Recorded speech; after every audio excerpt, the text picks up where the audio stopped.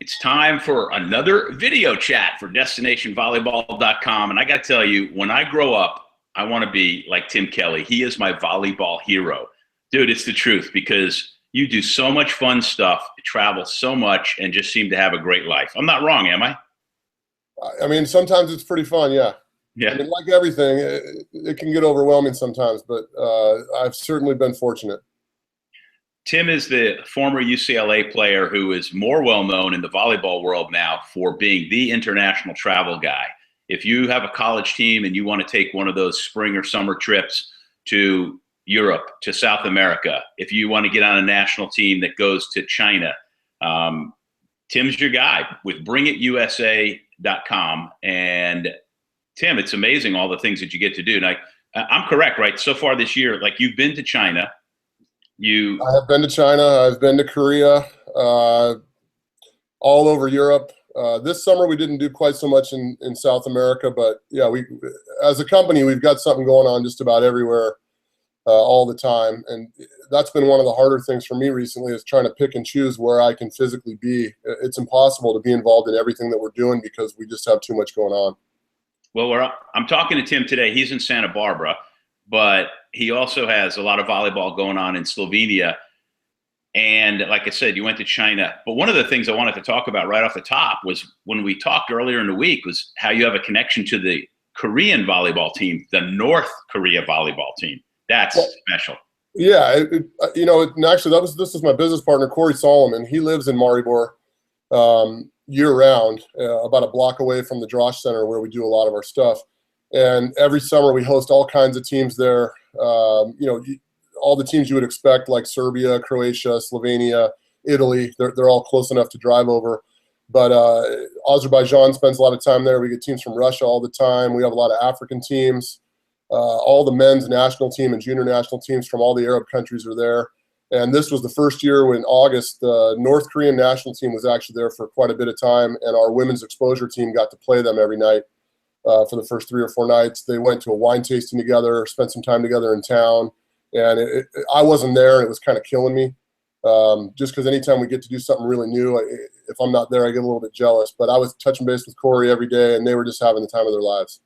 Well, when you say exposure team, a lot of times I believe this is correct, that you get together kids maybe who have finished college and are looking to get placed with a pro team so they get seen by pro leagues, especially in Europe.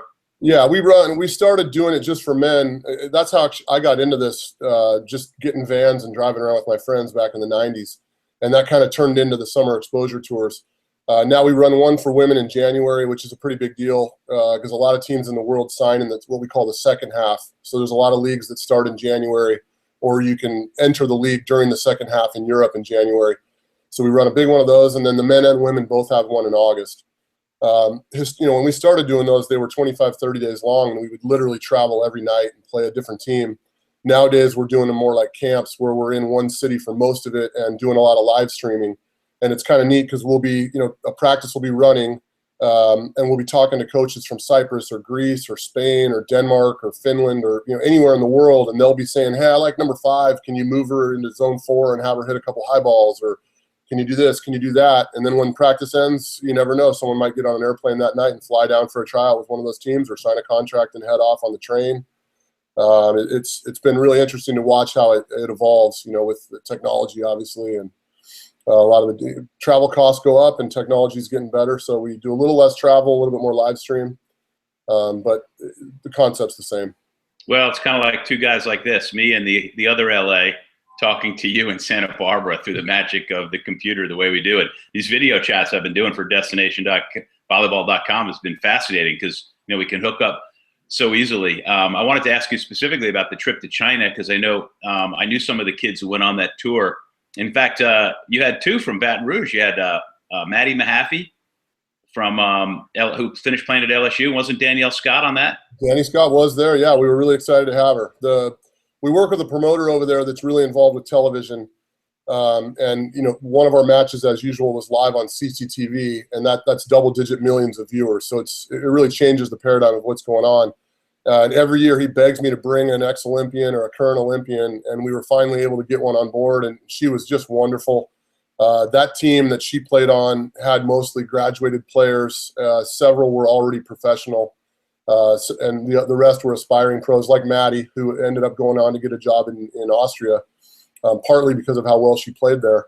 But Danny was just a great role model for them, and what was crazy was how good she was. I mean, she blocked everything. She was a force on offense and defense, and I don't think anyone there could believe that a woman of that age was still able to dominate the net like she did. So, yeah, that was so fun.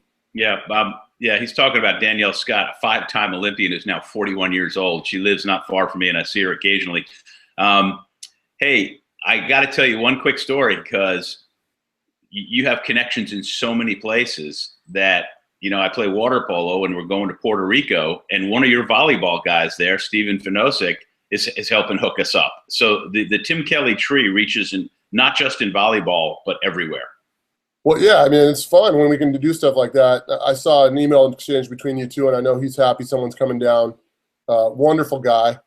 I wish we could run more tours down there to get more people down there to see what he's got going on. And obviously the volleyball tradition in Puerto Rico is pretty rich. A lot of good players coming out of there playing in NCAA, and a lot of our Americans, when they graduate, go down there to make some money playing in their pro league. So, yeah, it's fun.